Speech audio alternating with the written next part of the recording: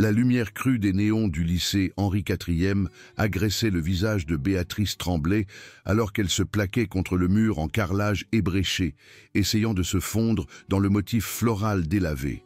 Son blouson en jean d'occasion, bien trop grand pour sa silhouette frêle, l'engloutissait et ses bottines éraflées résonnaient faiblement sur le sol tandis qu'elle serrait ses fournitures de dessin contre sa poitrine.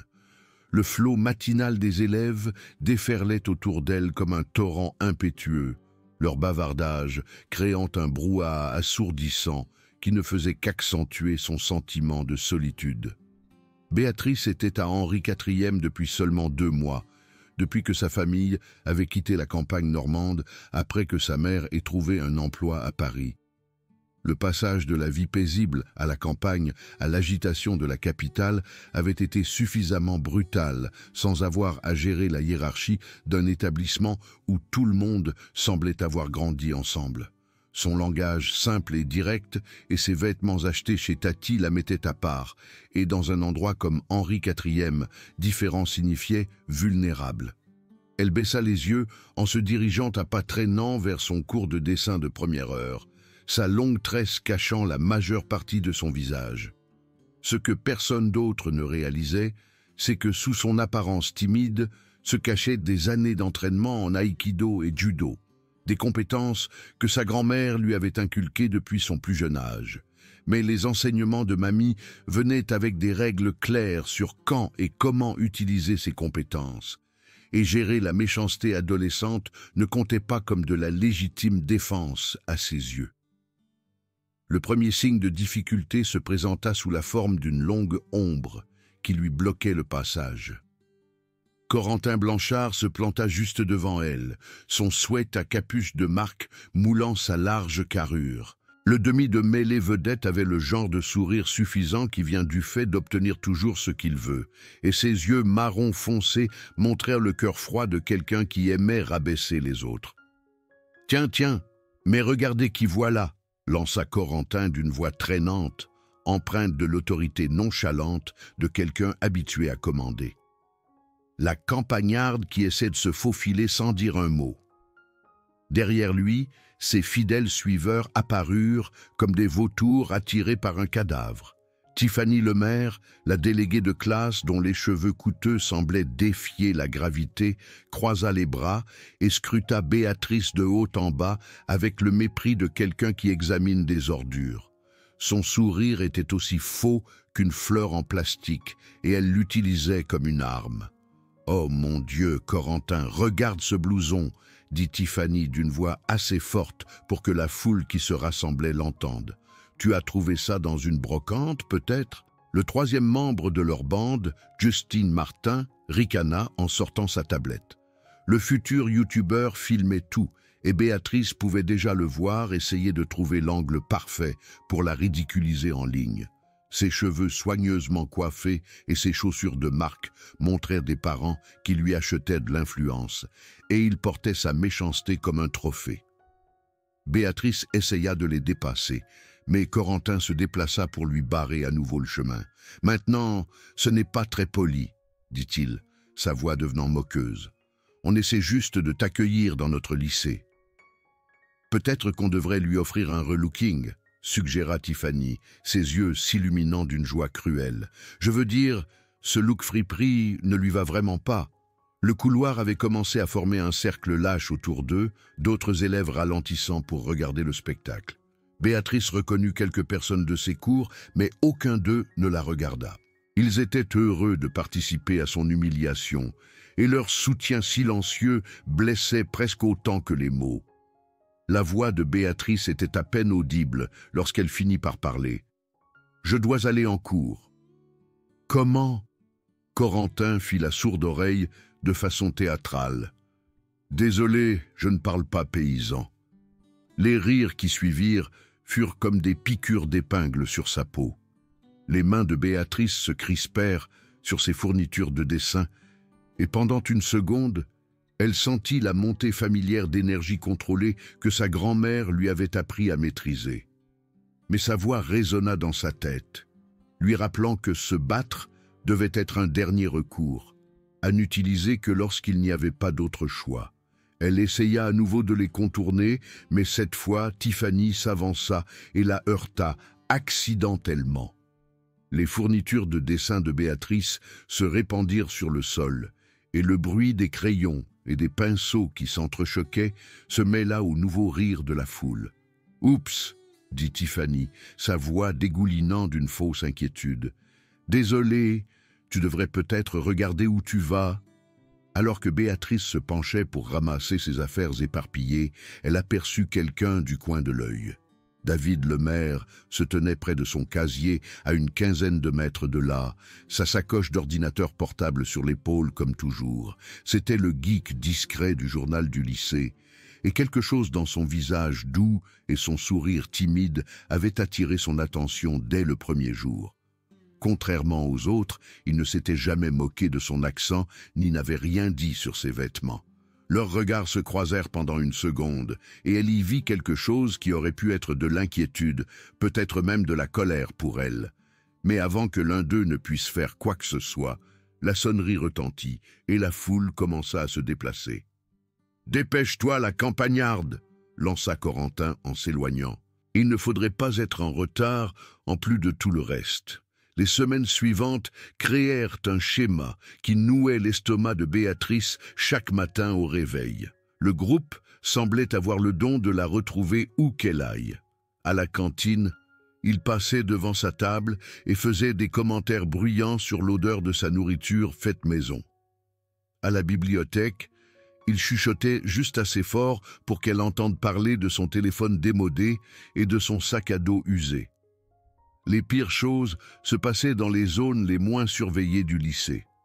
Le couloir près de la salle de musique devint une véritable zone de danger, où Corentin la bousculait accidentellement contre le mur, où Tiffany faisait des commentaires méchants sur son apparence qui la laissaient se sentir petite et sans valeur. Mais c'est dans la cour près de l'amphithéâtre que les choses allèrent au-delà des simples mots. Béatrice déjeunait seule sur un banc, essayant de se perdre dans un croquis, lorsque l'ombre bloqua à nouveau sa lumière. L'air sentait l'herbe coupée et les gaz d'échappement de la rue voisine. « Encore en train de manger seule, je vois », dit Corentin en s'asseyant sur le banc en face d'elle sans être invité. Tiffany et Justine se tenaient à côté de lui, leur visage promettant du plaisir à ses dépens. « Tu sais, j'y pensais », dit Tiffany en regardant ses ongles parfaits. « Il doit bien y avoir une raison pour laquelle tu es si asocial. Je veux dire, les gens normaux essaient de se faire des amis. Peut-être qu'elle se croit trop bien pour nous, » suggéra Justine, sa tablette déjà en train d'enregistrer. « Tu sais comment certaines personnes deviennent quand elles déménagent dans un endroit mieux. Elles se croient spéciales. » Béatrice ferma lentement son carnet de croquis, ses doigts caressant le papier rugueux. « Je ne dérange personne, je veux juste déjeuner. Tu vois ?»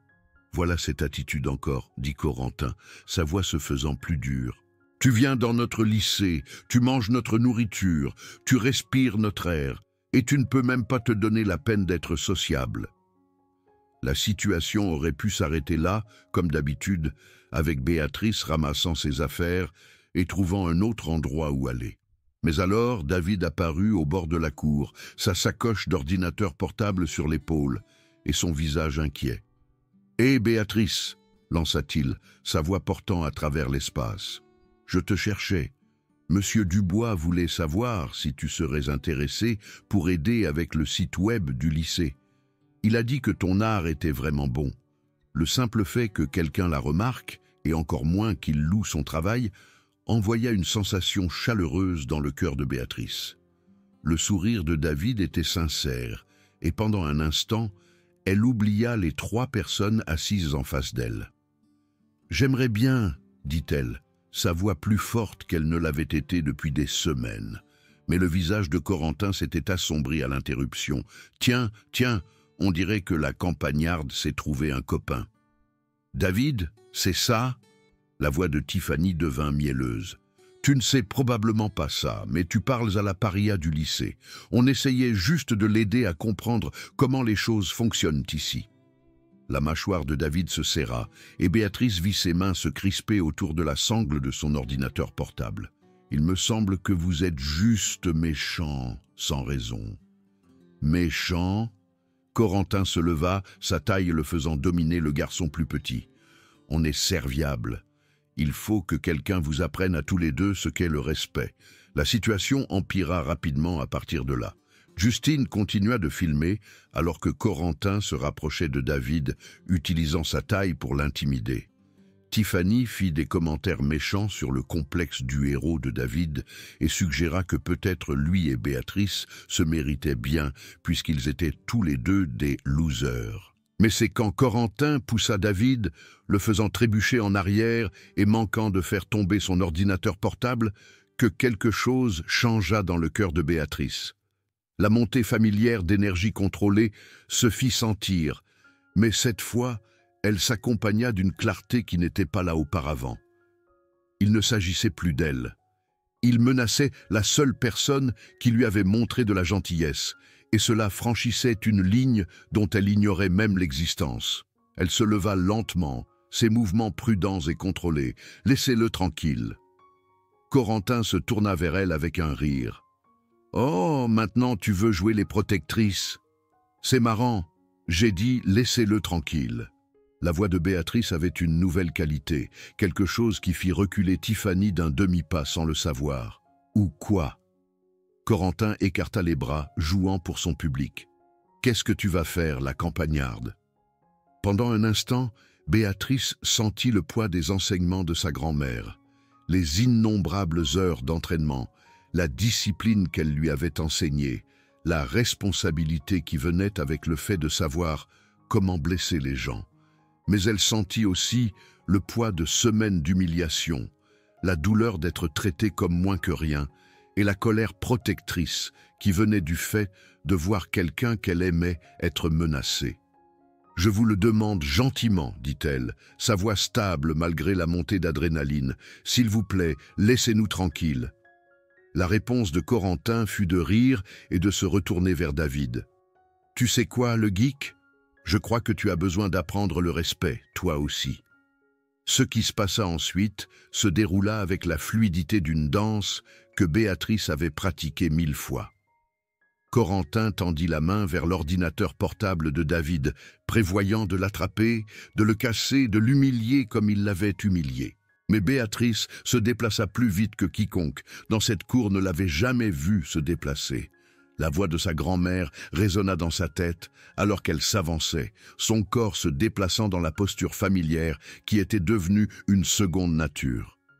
Se battre n'est jamais le premier choix, ma chérie, mais parfois c'est le seul choix qui compte. La main de Corentin était à quelques centimètres de l'ordinateur portable de David lorsque la frappe de Béatrice avec la paume de la main l'atteignit à la poitrine. La force lui coupa le souffle et le fit trébucher en arrière, son visage passant de la méchanceté confiante à la surprise choquée en un clin d'œil. « Qu'est-ce que... » haleta-t-il, sa voix un sifflement. Le calme parfait de Tiffany se brisa.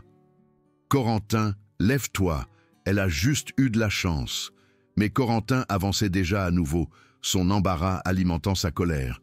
Il frappa sauvagement, télégraphiant le coup de poing, d'une manière qui aurait fait secouer la tête à la grand-mère de Béatrice en signe de désapprobation.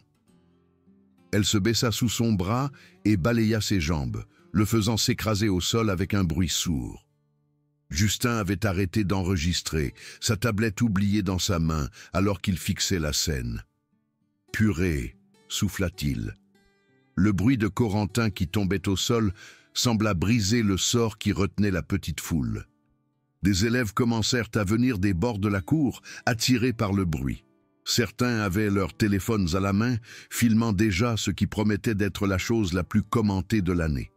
Corentin se releva avec difficulté, le visage rouge de honte et de rage. « Tu te crois forte? Tu crois que tu peux juste... » Il chargea à nouveau, et cette fois Béatrice n'attendit pas. Sa grand-mère lui avait appris qu'une fois qu'un combat commençait, il fallait le terminer rapidement et sûrement. Elle se décala sur le côté de sa charge maladroite, attrapa son bras et utilisa sa propre force pour le faire s'étaler à travers la cour. « Reste à terre, dit-elle. sa voix portant la puissance tranquille de quelqu'un qui savait exactement ce qu'il pouvait faire. Mais Corentin était au-delà de la raison maintenant. Son orgueil avait été blessé devant tout le monde, et sa seule pensée était de récupérer son pouvoir.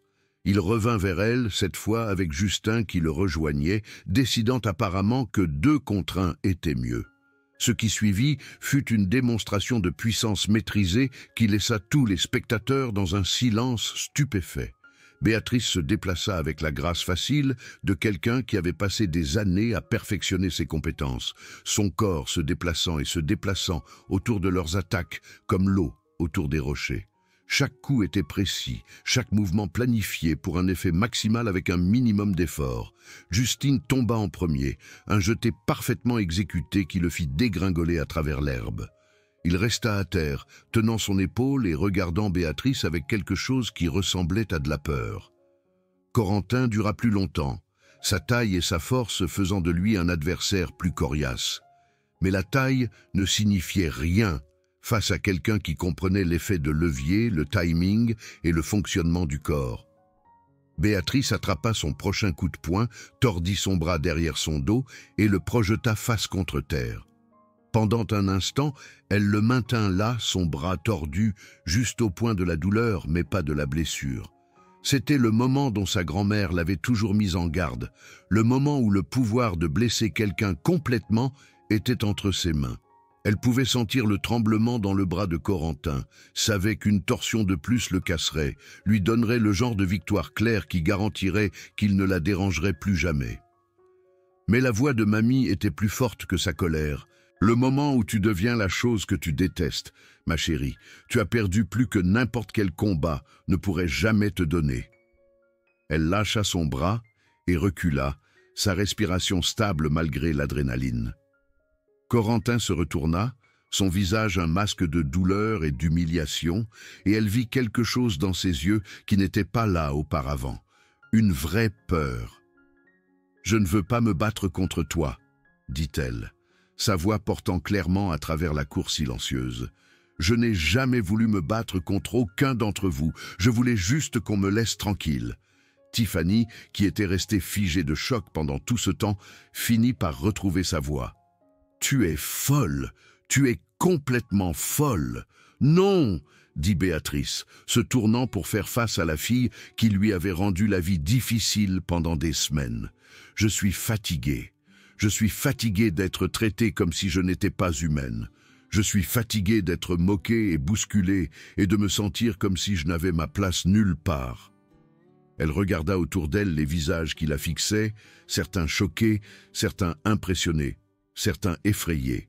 « Je n'ai jamais rien demandé de tout ça. Je voulais juste aller au lycée et apprendre et peut-être me faire un ami ou 2.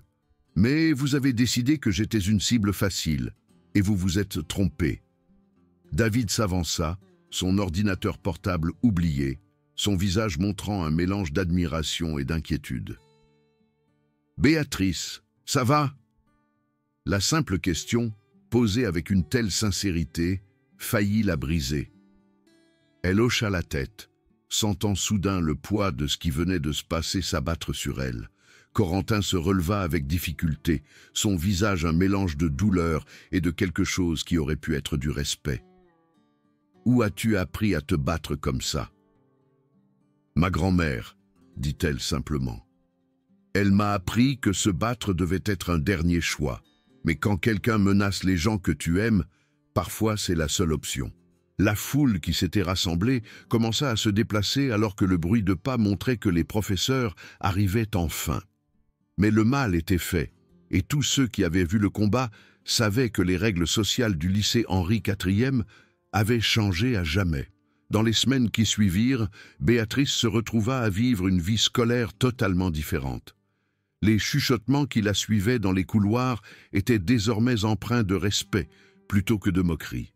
Les élèves qui ne lui avaient jamais parlé auparavant hochèrent poliment la tête lorsqu'ils la croisaient dans les couloirs. Corentin, Tiffany et Justin se tinrent à l'écart d'elle, leur ancienne confiance remplacée par un respect prudent. Les vidéos du combat s'étaient répandues sur les réseaux sociaux plus vite que tout, et l'histoire que les gens racontaient n'était pas celle d'une personne violente. mais celle de quelqu'un qui s'était enfin dressé contre des harceleurs qui étaient allés trop loin. Plus important encore, son amitié avec David s'était transformée en quelque chose de plus réel. Ils passaient leur pause déjeuner ensemble maintenant, parlant d'art et de technologie et des petites choses qui rendaient le lycée supportable. Il avait été là dans la cour, quand elle avait eu besoin de quelqu'un pour la défendre, et elle avait été là quand il avait eu besoin de protection. « Est-ce que tu regrettes parfois ?» demanda-t-il un après-midi alors qu'ils étaient assis dans la même cour où tout avait changé. « De t'être battu, je veux dire. » Béatrice réfléchit attentivement à la question. « Je regrette que ce soit arrivé à ça. Je regrette que parler et essayer d'être invisible n'ait pas fonctionné. Mais je ne regrette pas de m'être défendu et je ne regrette absolument pas de t'avoir protégé. »« Ta grand-mère serait fière, » dit David. « Je crois que oui, » acquiesça-t-elle. Elle disait toujours que la force ne consiste pas à être capable de blesser les gens. Il s'agit de savoir quand ne pas le faire et d'avoir le courage d'agir quand c'est important. 3 mois après le combat, Corentin vint à sa table à la cantine. Toute la pièce sembla s'arrêter alors qu'il se tenait là, les mains dans les poches, son visage difficile à lire. « Je peux m'asseoir » demanda-t-il. Béatrice hocha la tête, curieuse de savoir ce qu'il pourrait dire. « J'ai réfléchi à ce qui s'est passé, » dit-il lentement, « à ce que j'ai fait, à ce que nous avons fait.